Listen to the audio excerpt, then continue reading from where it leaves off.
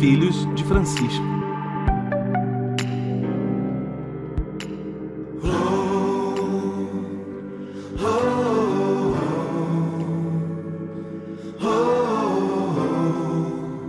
Civilização do amor.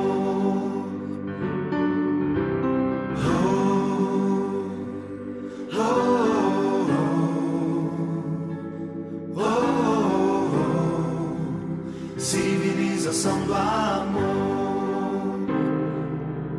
Bom dia, boa tarde, boa noite. Esta é a terceira temporada de Os Filhos de Francisco, episódio 38 do podcast que tem Deus por Pai e Francisco por Paizão. Nosso objetivo é ver os dias de hoje pelos olhos da fé católica neste tempo auspicioso da reflexão teológica de Francisco de Buenos Aires. Estamos aqui porque duvidamos do que vemos para crer no que não vemos. Você nos encontra em todas as plataformas de podcast e no YouTube. Curta e compartilhe as nossas redes sociais. No YouTube, Filhos de Francisco Podcast. No Instagram, no Facebook, Filhos de Frank, com C mudo. No Twitter, Fit Francisco Podcast, ou mande um e-mail para nós, podcastfilhosdefrancisco@gmail.com. Eu, Luiz Alberto Bassoli, licenciado em Filosofia pela PUC Minas, educador há 32 anos. Hoje moro em Nova Odessa, região metropolitana de Campinas, São Paulo. Comigo, Gabriel Resgala Silva, aliás, Nova Odessa, o paraíso do verde. Comigo, Gabriel Resgala Silva, direto da Princesa da Mata, a Rainha do Vale, a capital do Pão Borboleta, que um dia vamos conhecer pessoalmente, a suave Carangola. Ele é psicólogo e mestre em ciência da religião pela Universidade Federal de Juiz de Fora. Gabriel, bom dia, boa tarde, boa noite. Bom dia, boa tarde, boa noite. Um prazer estar aqui mais uma vez com vocês. Hoje, um bate-papo um pouco mais descontraído aqui. Vamos falar um pouco sobre missões e também trocar uma ideia sobre nossa vida como oriundos da renovação carismática, né? Um papo bem legal com o nosso amigo Leandro. Vai daí que eu vou daqui. O país passa hoje uma das suas maiores crises sociais e isso parece não comover muitos cristãos em nossos dias que às vezes se incomodam com outras situações. Existe hoje no Brasil o irmão caído na rua, com fome. No Brasil, caminhões de lixo são assaltados por uma horda de famintos todos os dias e muitas vezes nós estamos preocupados com debates, entre aspas, culturais. Esta contradição entre um cristianismo, entre aspas, cultural e um cristianismo, entre aspas, social, não existia no começo do cristianismo, nem mesmo no começo e no andamento da renovação carismática católica. E, como o Papa Francisco ressalta, um dos aspectos que demonstra que o cristianismo ele é, entre aspas, como se dizia antigamente, engajado, quando ele é missionário. Um assunto interessante para este mês que encerramos, o mês missionário, mês de outubro. Já falamos aqui no podcast sobre várias questões sociais do presente e hoje vamos conversar sobre histórias missionárias na Igreja Católica, em especial no âmbito da RCC. Para falar sobre isso, quem está conosco hoje é Leandro Alberione Batista da Costa, que é casado, pai de 2 filhas, formado em Direito, especialista em Direitos Humanos e participou no âmbito da renovação do Ministério Universidades Renovadas, dos Profissionais do Reino e da Missão Marajó. É membro da Pastoral da Criança e da equipe da Campanha da Fraternidade da Diocese de Jales, aqui em São Paulo. Ele mora em Santa Fé do Sul. Os contatos dele, a gente vai repetir no final, o e-mail labc2000@hotmail, o Twitter, @fenaprofissão e no Instagram, @labc2000. Leandro, obrigado por ter aceitado o nosso convite. Aliás, você está sempre conosco, porque você é nosso ouvinte assíduo aqui do podcast, é uma alegria para nós. E espero que a gente possa conversar com outros dos nossos ouvintes, porque sempre tem coisa muito interessante para a gente falar. Mas você já sabe até qual é a primeira pergunta que eu vou fazer. Leandro, você também é filho de Francisco?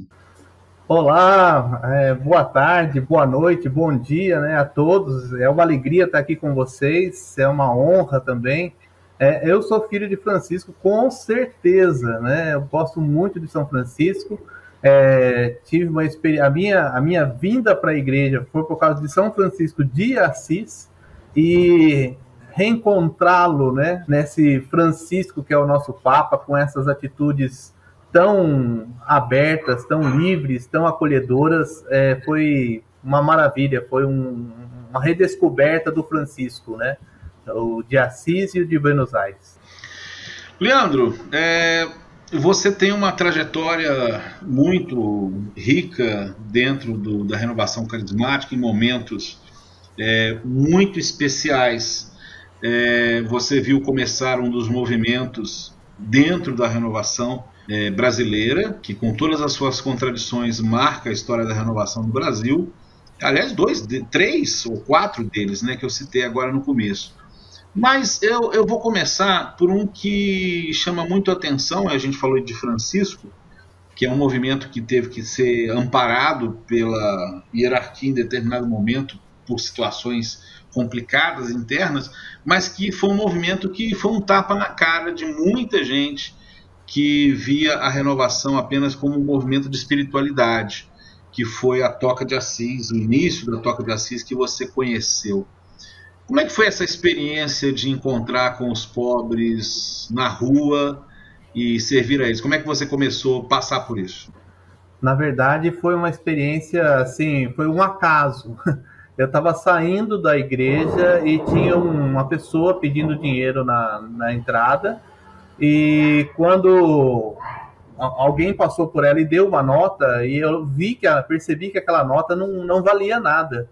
E aquilo me revoltou de uma tal maneira, e de repente eu olhei do outro lado da praça e tinha alguém cuidando dos mendigos, né, da população de rua, e com, assim, fazendo barba, cortando o cabelo, tal, distribuindo cobertores. E eu falei, eu vou ficar com aquele povo lá, eu vou ficar com aquele pessoal lá, seja de qual religião eles forem, eu vou ajudar aquele pessoal. E aí quando eu cheguei, eu perguntei para uma das pessoas, ela falou assim, esse aí é padre. E aí foi um alívio no meu coração, e aí se virou para mim, na época, o seminarista Roberto Lettieri, né? E foi, assim, uma grata surpresa, né?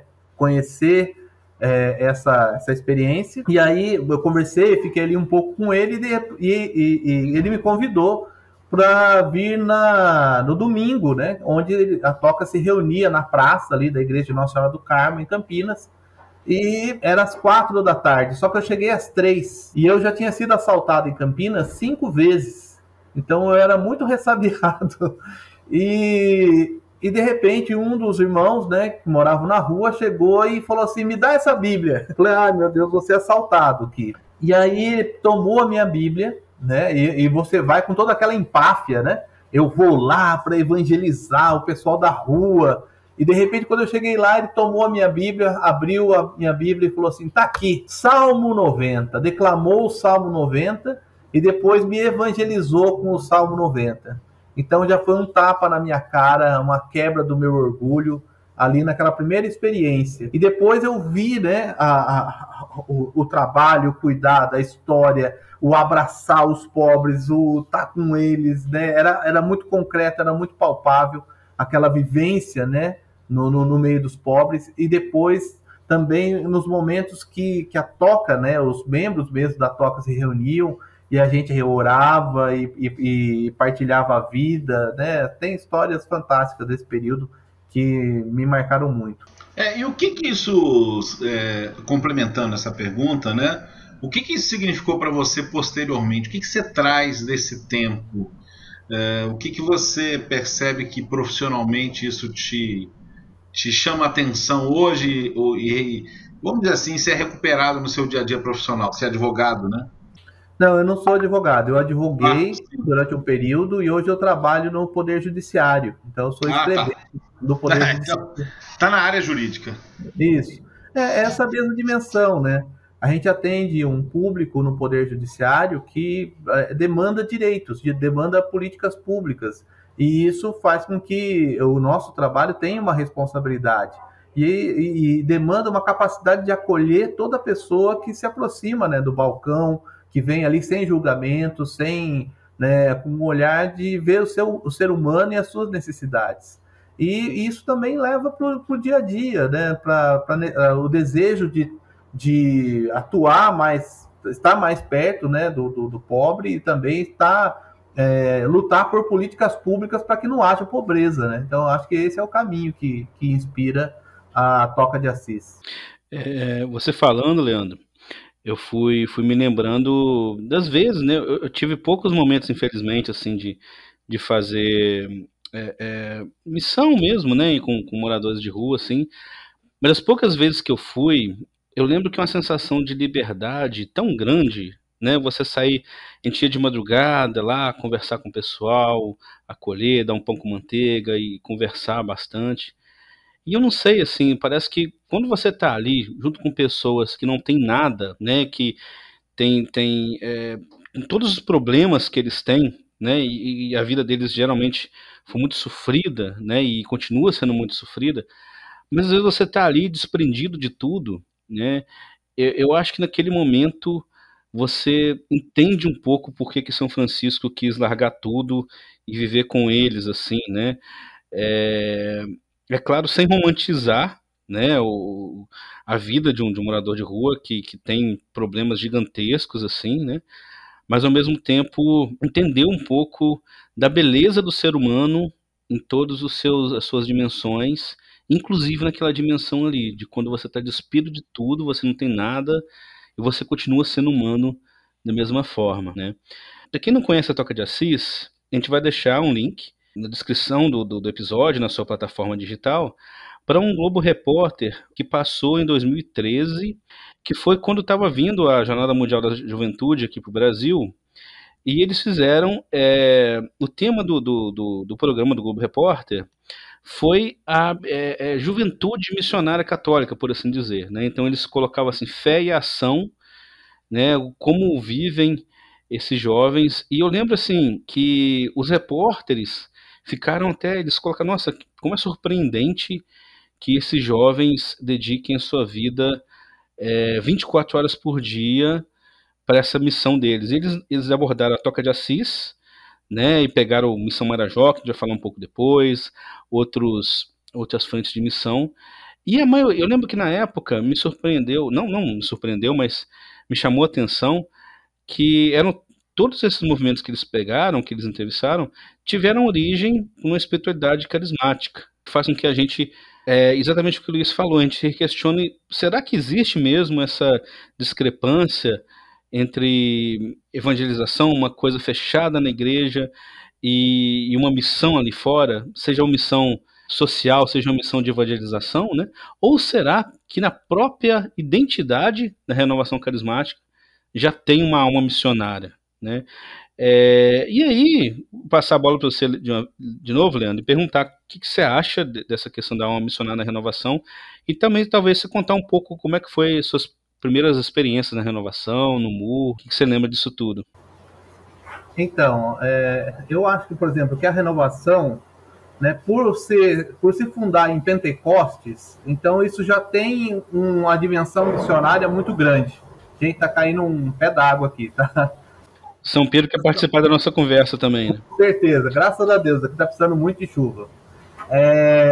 Então, Pentecostes já é esse Big Bang missionário da igreja, né? O nascimento da igreja e é um envio da igreja para o mundo, tanto que, né, ali se prega para todas as nações.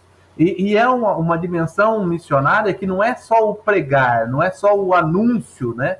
É também se colocar a serviço, é montar uma comunidade com um só coração e com uma só alma, onde cada um cuida do outro, né? Eu acho que essa experiência é fundamental, não só da renovação, mas e da igreja como um todo, né? Eu falo que quando eu fui batizado no Espírito Santo, eu aprendi a amar a igreja, e cada coisa que eu descobria de novo, porque assim, eu era lá do fundo da grota, eu era lá do interior de São Paulo, eu não conhecia nada da igreja, né, do mundo, e aí eu fui morar em Campinas, e lá eu podia entrar em contato com diversos tipos de espiritualidade, diversos tipos de movimentos, a minha visão de igreja se ampliou, e aí eu fiquei maravilhado com tudo aquilo, né? E dentro da renovação, né, a minha primeira experiência foi com... Eu era de um grupo de jovens, e aí eu li um livro chamado O Irmão de Assis, do Inácio Larrañaga, e eu fiquei apaixonado por São Francisco de Assis. Porque eu estava na igreja, mas Deus não fazia diferença para mim. E de repente, quando eu vi aquele jovem que encontrou Deus, e quanto mais ele se despojava, mais ele se alegrava, mais ele era livre, mais ele era feliz, aquilo me tocou. E aí tem até uma história engraçada, porque nós teríamos 2 encontros no mesmo dia, né? Um encontro da renovação e um encontro da pastoral da juventude. E parte do grupo de jovens, né, falou assim, nós vamos no encontro da renovação. E entre essa parte estava a minha namorada à época. E o restante ia lá para outra cidade, que era Fartura, né, onde tinha o encontro da pastoral da juventude. Eu, na época, falei, traidoras do grupo, nós temos que estar em unidade, todo mundo junto para lá. Só que no dia de ir para o encontro, eu acordei tarde e perdi o ônibus que nos levaria. E aí eu tive que ir de carona, eu sempre andei muito de carona. E a carona me levou somente até a cidade do meio do caminho, onde ia ter o encontro lá da renovação. E quando eu entrei no encontro da renovação carismática, tinha um painel imenso de São Francisco de Assis na entrada do ginásio de esportes. E ali eu falei, eu tinha muito preconceito com a renovação, eu falei, até aqui eles estão indo bem. E aí eu fiquei ali em cima procurando, né, a minha namorada no meio do povo que estava lá no ginásio, e o pregador estava pregando lá embaixo. E quando eu me dei por mim, eu estava sentado ouvindo o que aquele pregador estava falando, porque eu nunca tinha ouvido alguém falar de Deus como aquela pessoa estava falando, de um Deus tão próximo, de um Deus tão presente como aquele cara estava falando. E aí eu acabei passando o dia inteiro no encontro, e ali começou a minha vida dentro da renovação. Quem era o pregador, Leandro? Era Júnior, um radialista deixa eu tentar lembrar a cidade, é lá da minha região. Você de onde, afinal? Você falou que você foi morar em Campinas, saiu da Grota? Eu era da diocese de Itapeva, eu era de Itaporanga, depois mudei para Taquarituba. Que é uma cidade que fica na curva, assim. Você faz a curva, acabou a cidade. Isso é São Paulo? São Paulo, divisa com o Paraná. Ah, certo. Leandro, você tocou no livro Irmão de Assis. Eu tenho que fazer um comentário interessante. Eu tenho uma história, desculpe, eu vou tomar um tempo do seu episódio para contar uma história minha aqui. Eu ia fazer meu 4º rebanhão no ano de 87, provavelmente. Eu fui em 83, 84, 85. Não, 86, provavelmente. Não, minto. Isso que eu vou contar aconteceu em 88. É outra história, na verdade. Eu ia para o rebanhão e tive um problema médico, não pude ir. O rebanhão acontecia, para quem não sabe, o primeiro rebanhão no Brasil assim, mais famoso era na cidade de Queluz, né, com a Canção Nova. E eu tive um problema médico, não pude viajar. E eu fiquei em casa lendo o livro Irmão de Assis. E lendo esse livro, eu discerni minha vocação, que não era ser padre. Porque toda vez, foi lendo o livro, né? Eu pensei assim, quando eu me via como padre, eu me via como uma autoridade, como alguém que mandava. E não é isso que Deus nos chama a servir. Então ali eu discerni que Deus queria que eu fosse profissional no meio do mundo, né? Porque como profissional do meio do mundo eu ia ser servidor e não ser autoridade. Eu ia servir a comunidade. É um testemunho pessoal e eu vou aproveitar e já ganchar minha pergunta nesse comentário. Porque uma das coisas que mais marcou o seu caminho, né, dentro da renovação, foi essa questão de ser profissional no meio do mundo, né? Você participou ali no começo, vamos dizer assim, não sei exatamente se no começo, mas participou do movimento de Universidades Renovadas e depois Profissionais do Reino. Conta um pouco sobre essa espiritualidade que durante muito tempo marcou uma trajetória de uma juventude da renovação. Começou lá em Viçosa, muito forte, né? Eu conheço o pessoal lá também. Conta um pouco da sua trajetória nessa espiritualidade. Eu fiquei em Campinas até 95, aí em 96 eu entrei na Unesp em Franca. E quando eu fui para lá, não havia grupo de oração universitário, né? Mas já havia o movimento lá naquela realidade. Mas em 94, já a partir do Ceará, né, em Viçosa, já havia uma reflexão e uma implantação de grupos de oração universitária nas faculdades. E quando eu cheguei em Franca, a gente montou a pastoral universitária, né? Mas eu sentia a falta da minha identidade, né? Da minha vivência carismática. Aí eu vi numa notícia, né? Num boletim da Renovação, que ainda vinha em papel, né? Que era feito pelo Tatá ainda, falava sobre RCC e universidades. Falei, opa, tem alguma coisa aqui, o que será que a Renovação está bolando? E aí eu recebi uma carta de uma moça de Mococa falando, olha, eu tenho uma amiga que estuda aí e falou que vocês montaram um grupo de oração na universidade. Olha, eu sou da Renovação e a gente tem um projeto sobre isso, né? Você quer participar, quer saber mais? E na hora eu já respondi para essa pessoa, era a Roberta Galvani, irmã do Fernando Mococa, Fernando Galvani, e aí acabou que ia ter um encontro lá em Mococa. Eu fui de carona, peguei carona com a Kênia, que era de Ribeirão Preto, hoje está na Bahia, dentista, e lá eu conheci Universidades Renovadas, né? Foi a minha primeira experiência, e voltei assim com fogo no coração para montar um grupo de oração lá na faculdade. Só que logo depois ia ter o ENUC, o segundo ENUC, que ia ser em BH. E estava se montando um ônibus para ir para Belo Horizonte. Explica para o pessoal, essa sigla significa o que, ENUC? Encontro Nacional de Universitários Católicos Carismáticos, ENUC, né? Então era o segundo Encontro Nacional de Universitários Católicos Carismáticos. E como bom universitário, eu vivia areado, né? Eu não tinha dinheiro. E eu tive um sonho, eu estava no sonho, numa sala, e aí eu olhei em cima do armário, tinha uma imagenzinha de João Paulo II andando para lá e para cá, preocupado, e aí ele vira para mim, me chama e encosta a testa dele com a minha e fala assim, me ajuda a evangelizar, me ajuda a evangelizar. Espetacular, espetacular. Eu falei, mas como? Sabe quando você tá no sonho assim, fica como? Como que eu vou fazer isso? E eu lembro que eu saí da sala e tinha uma outra sala cheia de quadros de santos, assim, na parede. E nisso começou a tocar um telefone. E quando eu acordei, o telefone que estava tocando era o da moradia estudantil. Eu morava no 3º andar. O telefone era no 1º e eu escutei o telefone. Desci para atender e quando eu atendi era a Roberta Galvani. Ela falou, então, Leandro, você vai pro ENUC, né? Eu falei, então, Roberta, eu não tenho condições de ir e tal, não sei o quê. Ela falou, eu não tô perguntando se você vai. Eu tô falando que você vai. Quanto você precisa para ir? Aquele jeito delicado e carinhoso da Roberta. Aí, quando essa pessoa olhou para mim e falou assim, eu vou investir em você para esse evento, eu falei assim, esse dinheiro investido tem que valer a pena. Eu tenho que fazer com que isso vale a pena. E eu me entreguei de corpo e alma para esse ministério, né? A gente montou o grupo de oração lá.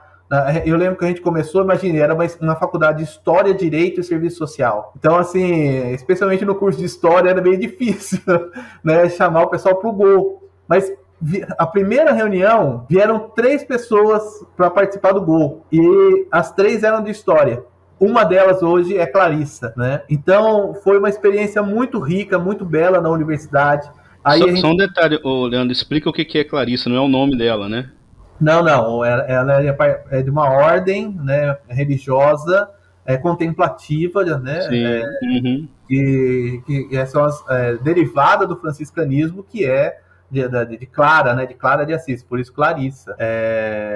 Então foi uma experiência muito rica e o chamado era esse, era evangelizar na universidade para formar homens e mulheres novos que à luz do Evangelho, na força do Espírito Santo e unindo fé e razão, atuassem no meio do mundo, né, construindo a civilização do amor. Então esse era o chamado que a gente tinha na universidade. E esse sonho nos movia. Só que muitas vezes o que a gente se perguntava assim, mas o que é a civilização do amor? Como é que é o sistema tributário da civilização do amor? Como é que é a educação da civilização do amor? Como é que é o sistema de justiça? Como é que é o sistema de saúde, né? Como é que se gera emprego na civilização do amor, a economia. Então, às vezes, eu sentia falta dessa concretude, mas a gente sabia, o que eu quero é a civilização do amor. E eu preciso unir, na minha fé, a competência técnica para construir essa civilização do amor.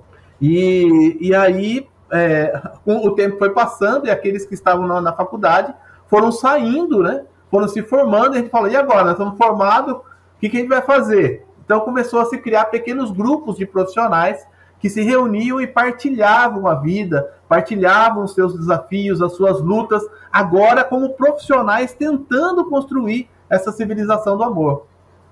E aí nasceu os grupos de profissionais.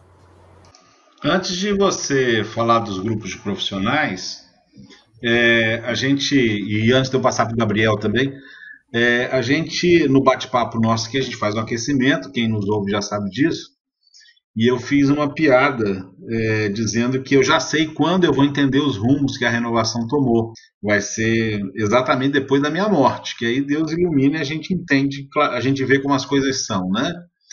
Mas você falando isso, eu pensando aqui, Leandro, talvez o nosso engano, vamos dizer assim, seja de pensar em grandes coisas, enquanto o Francisco nos ensinava as coisas pequenas, né? O Francisco de Assis, né?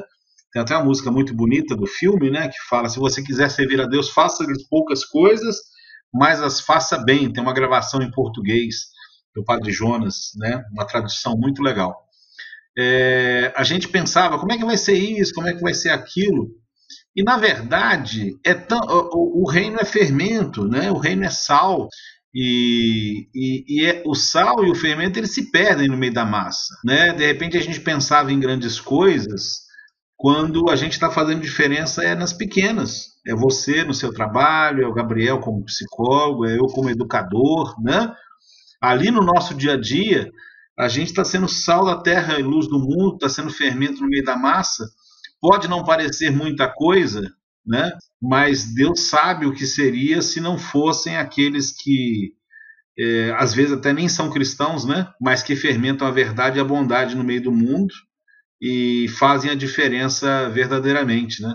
Porque eu acho que um dos devaneios que se passou, isso ficou muito claro nessa trajetória posterior, não especificamente dos movimentos que você está relatando, né?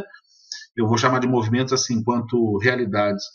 Mas um dos devaneios que tomou a renovação carismática, no geral, foi a questão do poder, seja o poder político, seja o poder na igreja, né? E Francisco ensina o contrário, a gente tem que abrir mão do poder, a gente tem que ter a simplicidade, a humildade nas pequenas coisas, né? E, de repente, isso aí já é uma explicação. Mas é legal que a gente saber, né, que quantas pessoas foram formadas nesse trabalho, que deve existir ainda, né, que existe ainda, e que estão fazendo a diferença no meio do mundo, mesmo que as pessoas não vejam isso, mesmo que não seja notícia, mesmo que não apareça nos murais do mundo, até porque o que tem aparecido nos murais do mundo, entre os católicos, nem sempre é muito animador, pelo menos nesse aspecto de manifestação de justiça social. Gabriel, com você. Nossa, eu ouvindo vocês falando, passando um filme na minha cabeça aqui, né, Leandro? Eu conheci o Moore um pouco depois do Leandro, né? Eu entrei na faculdade em 2002, eu já contei aqui num outro episódio, resumidamente, essa história. Mas eu tive uma experiência semelhante, assim, que eu também tinha uma resistência muito grande com a renovação, só que ao contrário do Leandro, a minha primeira experiência com a renovação foi já dentro do Moore, né? E ainda um pouco com resistência, mas depois entendendo um pouco melhor, e eu fiquei totalmente fascinado pelo esse caráter missionário que tem o Ministério de Universidades Renovadas, que tem o GOL, né? O GOL é um grupo de oração dentro da universidade, né?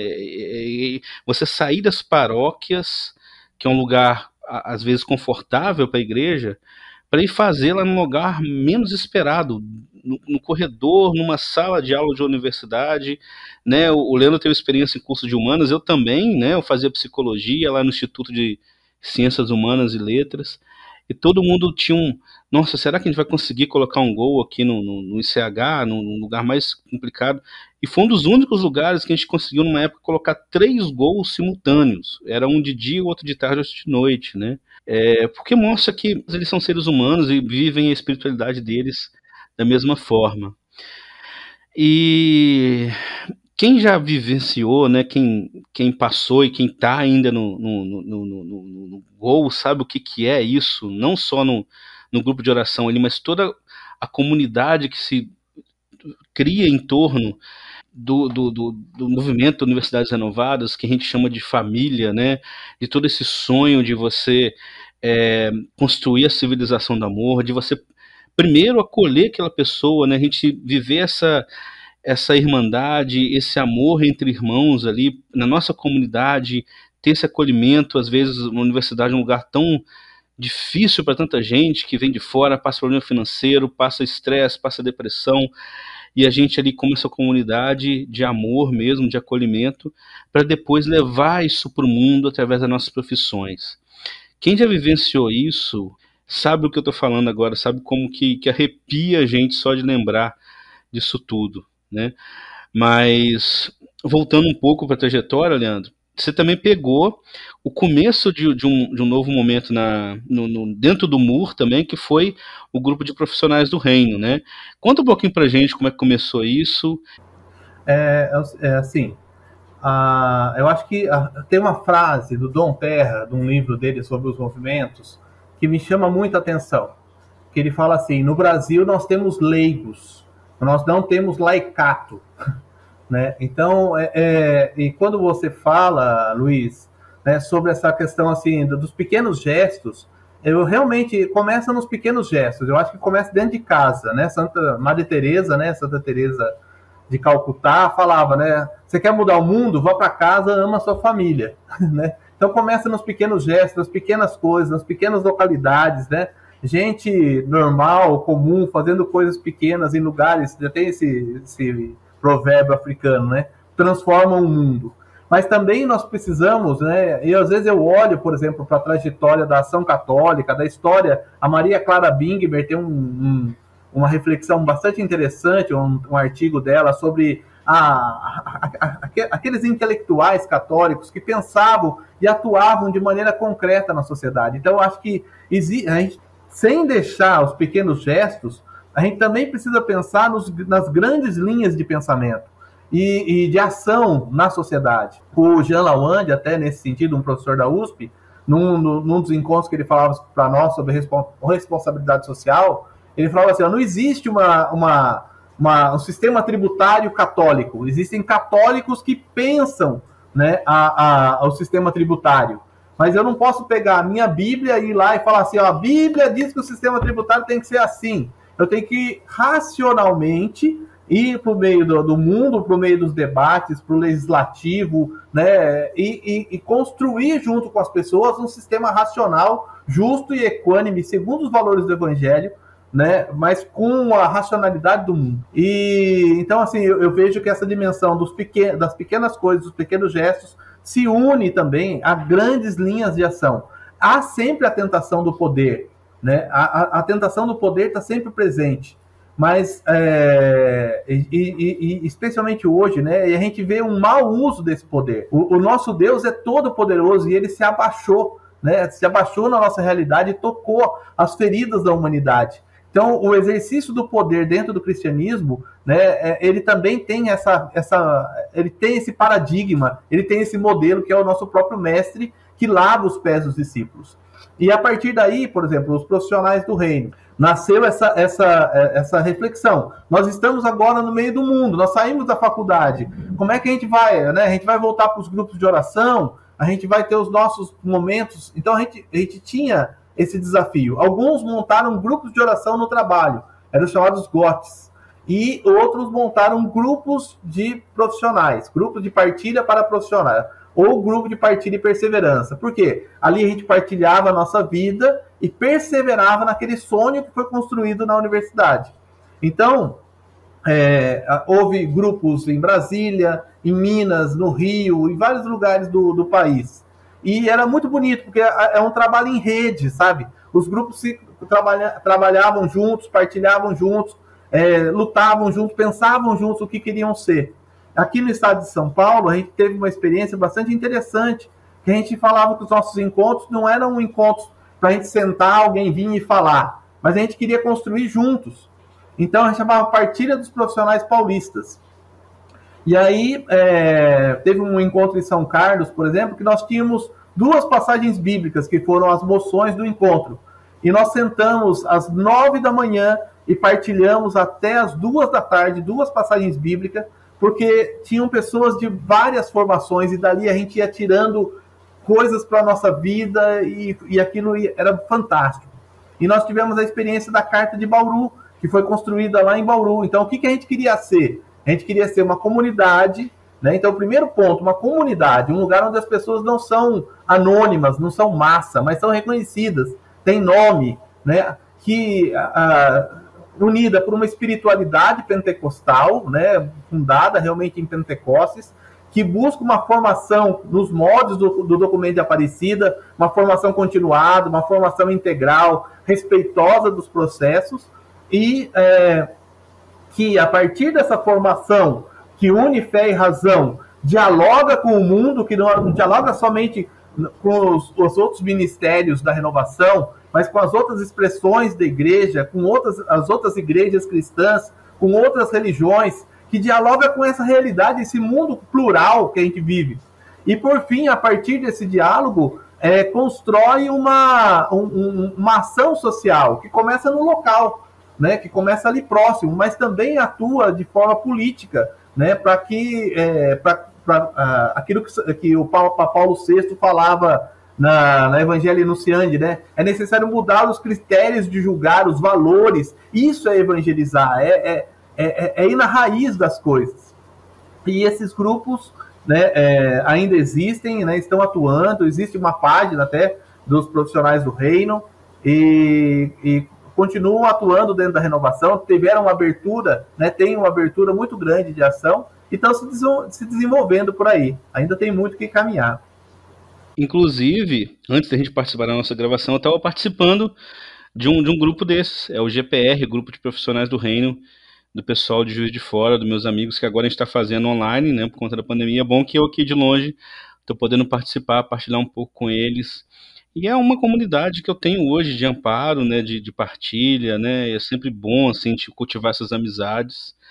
E outro fruto interessante dos profissionais do reino foi algo que a gente já comentou aqui no nosso primeiro episódio, que é a Sociedade Brasileira de Cientistas Católicos, um episódio que a gente fez com o nosso amigo Everton, o professor Everton de Oliveira, que hoje é uma sociedade séria, né, ligada à CNBB, e que se originou dos profissionais do reino, do MUR, também da Universidades Renovadas, né?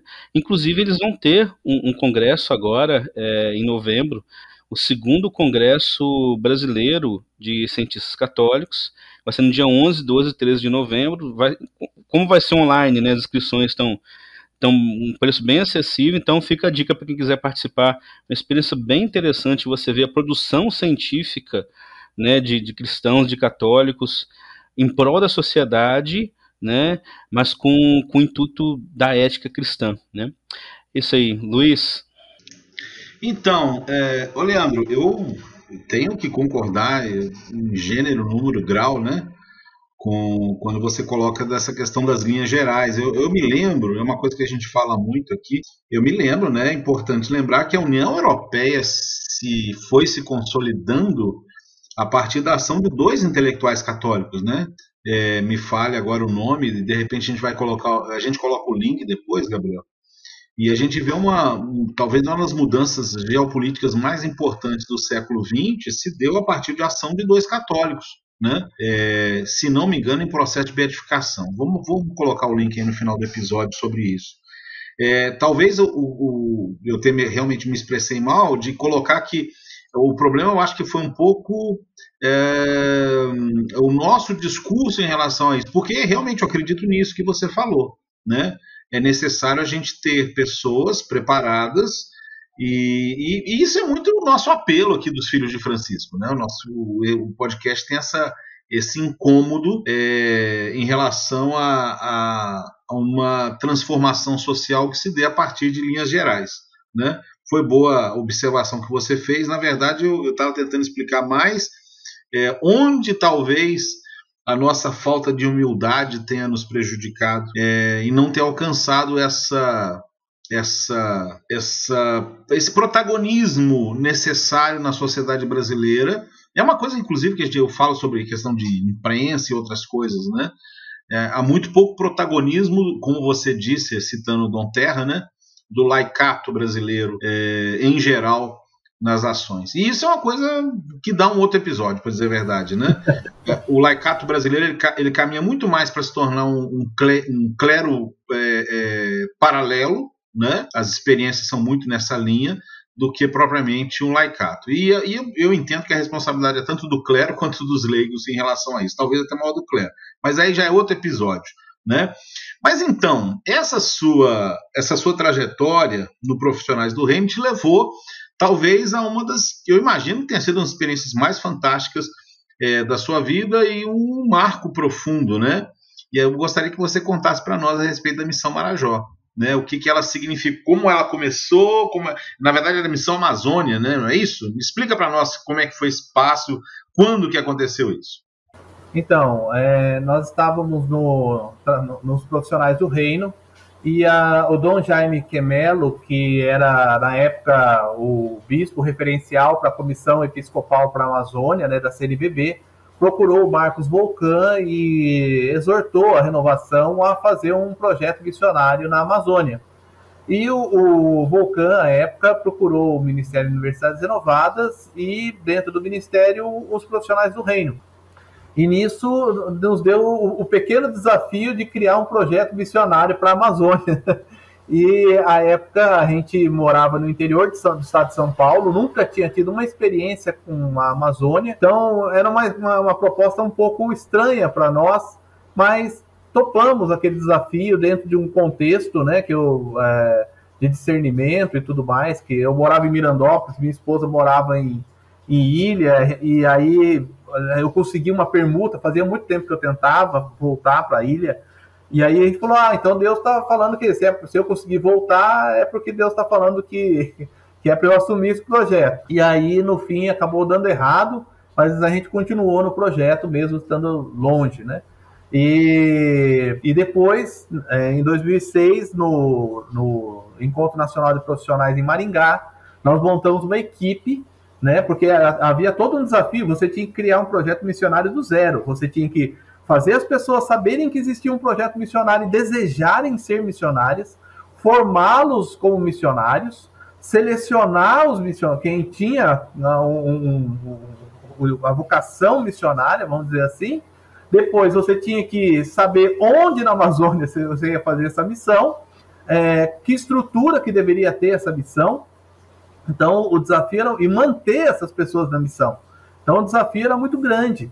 E foi, graças a Deus, a gente teve essa equipe, a gente se reunia pelo computador, rezava, partilhava, lutava à distância, cada um de um canto do país, inclusive pessoas da Amazônia. Nós tínhamos o Francisco e o Marcelo, que é o Francisco do Amazonas e o Marcelo de Rondônia. E, de repente, nós fomos, né, numa reunião do Conselho Nacional da Renovação, e o pessoal, né, os coordenadores da Amazônia chegaram na gente e falaram assim, mas como é que vocês têm a pachorra de querer fazer um projeto de evangelização, de missão na Amazônia? Nós estamos aqui, nós somos igreja, nós não somos, né, pagãos, nós temos a nossa história, nós conhecemos a nossa caminhada. E ali já foi todo um diálogo para falar assim, olha, a gente não está aqui... Já começaram tomando a pancada devida, né? Exatamente, para cair na real, né? E aí a gente falou, não, a gente não está aqui para ensinar vocês a ser igreja, mas ser igreja com vocês, né? Para estar inserido na realidade de vocês, que vocês também nos ensinem a ser igreja nessa realidade. E aí, depois de um discernimento, nós decidimos, porque assim, a gente olhava para a Amazônia e via aquela imensidão, e falava para onde a gente vai começar. E aí o Ronaldo, que era coordenador do Pará, falou assim, por que a gente não começa na Ilha do Marajó? Né, que tem o IDH mais baixo do país, e lá está Dom Ascona. E aí todo mundo acolheu essa ideia e nós fomos até o Marajó, conhecemos a realidade lá, vimos o testemunho desse bispo santo, que é o Dom Ascona. Para vocês terem uma ideia, quando nós chegamos lá, né, no barco, o barco leva 12 horas de Belém até Breves, onde a gente ia, que ia ser a base da missão. E o Dom Ascona comprou para nós camarotes com ar-condicionado. E ele foi com o povo na rede, porque ele ia atendendo o povo, ele ia confessando o povo. Ele falou assim, não, eu tenho que estar no meio do meu povo. Então a gente já levou outro tapa na cara dentro da balsa. E a gente sentado com ele na balsa, ele contando as histórias da realidade do Marajó, aquilo foi um momento muito profético. E eu lembro da gente caminhando pelas ruas, né, da cidade de Breves, que eram feitas de pó de serra, a gente vendo as pessoas sem água, a gente vendo as pessoas, né, carentes de tudo, e Dom Ascona nos deu assim, um incentivo, uma acolhida, e ao mesmo tempo um desafio muito grande. E depois a gente conseguiu montar, foram 4 missionários, né, o Digão, a Elô, a Virtes e o Beto. A Virtes e o Beto estão até hoje no Marajó. Depois nós tivemos a possibilidade de comprar uma rádio, a gente não tinha dinheiro para uma rádio, e eu lembro que a gente estava num encontro em Brasília, um encontro nacional da renovação. Eu falei da realidade do Marajó, o Ironi falou assim, olha, eles têm a possibilidade de comprar uma rádio, e quem queria essa rádio era a Igreja Universal e o Jader Barbalho, mas o dono da rádio queria vender para a gente. E aí ele falou assim, se alguém, né, quiser contribuir, né, ajude a comprar essa rádio. Quando nós descemos do palco, o senhor apareceu com um cheque de 120 mil reais para a gente comprar a rádio. Então, assim, as providências de Deus, assim, o Projeto Amazônia me fez ver que a providência de Deus é real. A gente pensava e Deus colocava na nossa frente. Quando a gente arrisca em Deus, quando a gente ousa com Deus, né, Deus faz a parte dele. Cabe a nós fazer a nossa. Quando a gente estava pensando, Deus já estava dando para nós. Então foi uma experiência muito rica. E hoje o mais bonito é que aquela missão que a gente desejava que fosse para toda a Amazônia, mas acabou sendo só ali no Marajó, fez com que esses 2 missionários, juntos com Dom Ascona, criaram um instituto missionário que cria missionários do Marajó para o mundo. E agora eles estão indo para registro, estão indo para o Paraná. Então, isso é fruto de missão. Isso é fruto de uma missão que valeu a pena, que deu certo, vamos dizer. A nossa missão é formar outros que continuem o que a gente quer fazer, né? Que Deus quer que a gente faça. Para quem não tem ideia assim, do que foi a Missão Marajó, né? O que é ainda esse trabalho missionário lá, no Globo Repórter mostra um pouco, e tem duas coisas que mostraram lá que me chamaram muita atenção. A primeira foi a questão pastoral, né, católica, que eles mostrou os missionários indo visitar ribeirinhos que estavam há mais de 10 anos, um casal de idosos, né, de 80 anos cada um, aliás, 90 anos cada um, casados há 70 anos, e que fazia 10 anos que eles não tinham Eucaristia, eles não tinham acesso à comunhão, eles rezavam todo dia, católicos, ali na casinha minúscula deles, na beira do rio, e os missionários foram lá levar a comunhão para eles, né? E eu lembrei até que a gente comentou sobre isso no ano passado, né? Aquele período em que as igrejas estavam fechadas por conta da pandemia, bem no começo, né, da primeira onda, e as pessoas reclamavam tanto, nossa, eu estou sem Eucaristia, eu estou sem comunhão, né? Às vezes até querendo contrariar determinações sanitárias para poder ter o que eles achavam que era o direito à Eucaristia deles. E eu lembrava desses casos da Amazônia, falava, gente, esse pessoal não tem ideia de quanto eles são privilegiados por ter a Eucaristia toda semana ou até todo dia, como muita gente tem, né? E outra dimensão desse projeto também da Missão Marajó foi a dimensão social, né? Que tem lá o projeto com as crianças, de alimentação, de providenciar tudo que elas precisam, assistência jurídica também, enfim. Pelo que entendi, um projeto muito assim, de chegar no local, ver o que as pessoas precisam e às vezes se mover para tentar conseguir alguma coisa de acordo com a necessidade, que é uma verdadeira missão cristã, né? A gente dá aquilo que o outro precisa, seja às vezes uma palavra de consolo, seja às vezes a Eucaristia, seja às vezes um amparo social, né? E que é aquela velha frase de São Francisco, evangelizar às vezes com palavras ou às vezes com atos, né? Não importa a forma, importa transmitir o amor da forma como a pessoa necessita dele, né? Leandro, a gente está chegando aí para os minutos finais do nosso episódio e eu gostaria de fazer uma pergunta para você. Você, né, hoje tem a sua atuação diocesana, né, que a gente comentou aqui no começo. Como é que você vê a atuação da igreja no Brasil e da própria renovação, pelo menos no âmbito que você participa, nessa questão da garantia dos direitos humanos, né? Nós tivemos uma campanha da Fraternidade em 2018 sobre políticas públicas E 2018 acaba consagrando um projeto eleitoral que acaba com as políticas públicas brasileiras. A gente está vendo o desmonte do SUS, do Sistema Único de Assistência Social. Hoje encerra-se o programa social de maior sucesso da história do Brasil e talvez um dos melhores da história da humanidade, que foi o Bolsa Família, está acabando hoje, né? E isso não foi destaque em nenhuma manchete em jornais impressos no Brasil, exatamente hoje, no dia da gravação, 30 de outubro. Como é que você vê hoje esse desafio e a participação dos católicos na construção dessa civilização do amor, como nós desejamos e como foi falado agora há pouco? Realmente é desafiador, sabe, Luiz? Porque, assim, eu vejo com duas perspectivas, né? Quando veio a pandemia, né, com todo o seu drama, eu falei assim, puxa vida, a gente vai cair em si, como um filho pródigo, sabe? A gente vai cair em si e ver, esse mundo tá doente. Esse mundo normal, esse normal que a gente vive, não é normal, né? Um mundo onde as pessoas passam fome, onde as pessoas há tanta desigualdade, onde as pessoas não têm acesso às condições mínimas para se desenvolver, onde não há acesso a saneamento básico. Então, o cristianismo, né, a base do cristianismo é a dignidade da pessoa humana. Por que Cristo se abaixou para salvar o ser humano? Porque nós somos a imagem e semelhança de Deus. Nós somos feitos para ter vida e vida em abundância.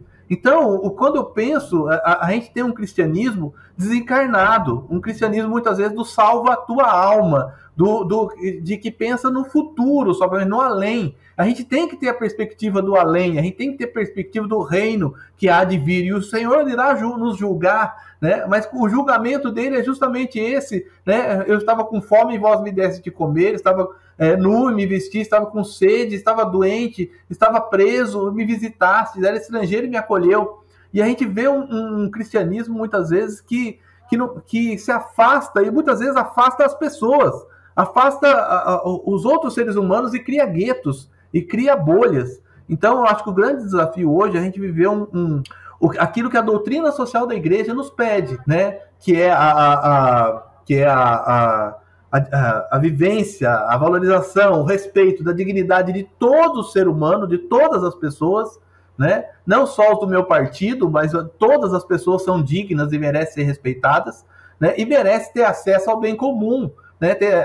Tem uma destinação universal dos bens. Então, o grande desafio hoje para nós cristãos é a frase de Santa Catarina de Sena: se fordes o que deveis ser, incendiareis o mundo, mas incendiareis o mundo com amor. A perspectiva da eternidade, a perspectiva do reino, né, que é um ainda não, mas é um já também. Ele começa aqui, a gente tem que começar a buscar o reino de Deus aqui, agora, já, onde todas as pessoas tenham acesso à educação de qualidade, tenham acesso a emprego, possam florescer, possam se desenvolver, possam ser aquilo que são chamadas a ser. E quando você falava da questão da autoridade, do poder, a gente realmente é tentado a falar assim, não, a igreja não deve ter nenhum poder, e ela não deve ter poder, mas porque a gente vê uma relação entre hoje, né? Entre o poder religioso e o poder temporal, secular, muito promíscua, onde um sustenta o projeto de poder do outro, e que não é o projeto de Jesus Cristo. O projeto de Jesus Cristo não é armar toda a população, mas é fazer com que as pessoas se desarmem, que as armas caiam no chão, que as espadas se transformem em arados. É esse o chamado da igreja. E eu sinto que é necessário uma conversão, né, eclesial, é necessário uma conversão pessoal, né? E por isso que é muito necessário o estudo da doutrina social da igreja, mas não só o estudo, o colocá-la em prática, né? E isso não dá para fazer sozinho. Mudar uma cultura, mudar os critérios de julgar, mudar os valores que contam. É necessário testemunhos de vida, como o do Padre Júlio, né, como era da Toca de Assis, que ainda atua no meio da rua. É com esses gestos concretos que se transforma uma nação, né, e nas pequenas comunidades. Então eu vejo a igreja, em muitos aspectos, né, a igreja católica, ela tem essa atuação, ela tem esse trabalho, né, pastoral. Eu atuo na pastoral da criança, é aquele trabalho de formiguinha lá no dia a dia, mas realmente hoje em dia nós temos um grande desafio evangelizador, que mais do que palavras são necessários gestos concretos, né? Vidas que se coloquem a serviço. Ô Gabriel, eu não vou atrapalhar o que ele terminou de falar, não. Pra mim, eu só vou falar uma coisa. Amém, cara. Nossa. Disse tudo. Eu só tenho uma coisa para pedir, Leandro. Que a gente sempre faz aqui no final. É um pedido, né, de ajuda, assim, uma orientação para quem quiser ajudar alguma instituição, né? Então a gente falou uma vez da banda Juiz de Fora, falou da Pastoral da Criança. Fique à vontade para sugerir alguma instituição para as pessoas poderem entrar no site e fazer alguma doação, que nesse momento que a gente está vivendo, mais do que nunca, é muito necessário dar força para essas instituições para a gente vencer o problema da pobreza no Brasil. Me vem ao coração justamente o projeto Tapiri, que é esse trabalho com crianças lá da Ilha do Marajó. Hoje, esse Instituto Missionário que eu falei, né, que é o Instituto Missionário do Marajó para as Nações, ele tem o projeto Tapiri. E esse projeto, um dos grandes desafios do Marajó é a prostituição infantil, por exemplo. As crianças, muitas vezes, se prostituem em troca de comida, de óleo, de uma série de coisas. E essa é uma realidade muito triste.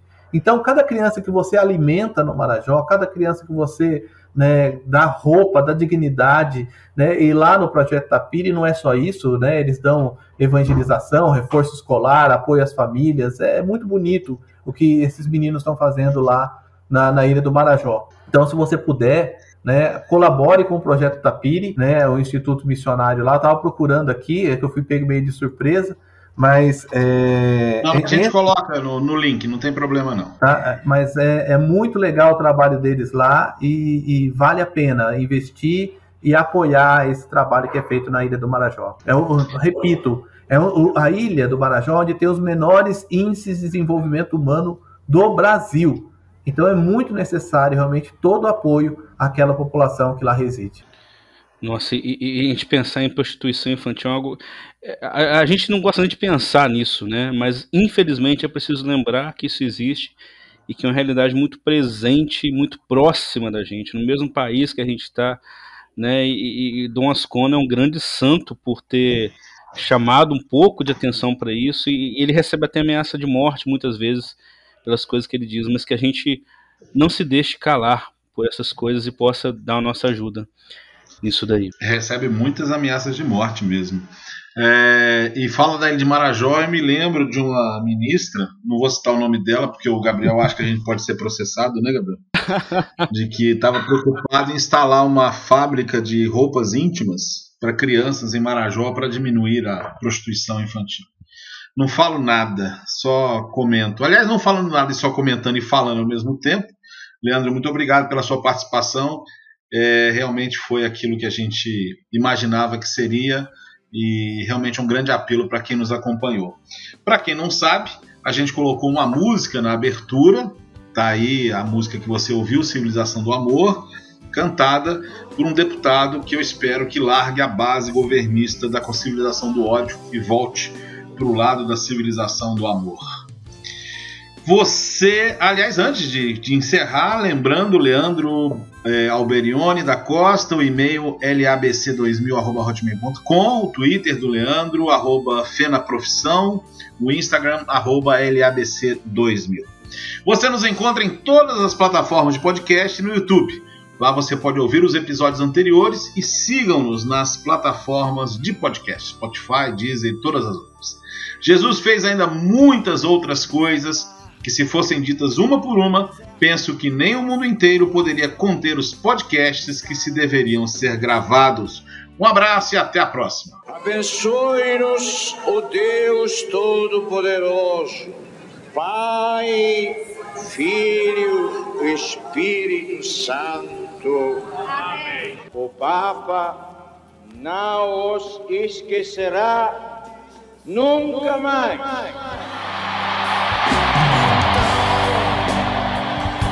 Rosto sofrido,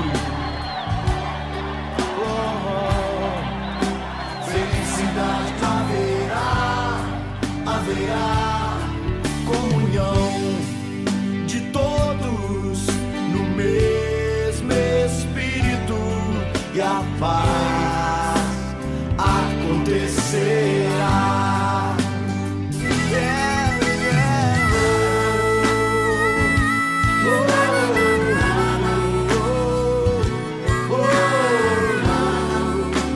Civilização do amor.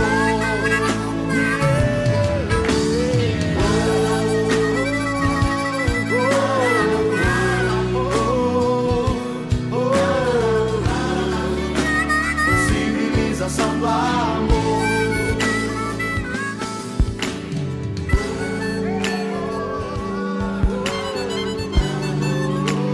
Filhos de Francisco.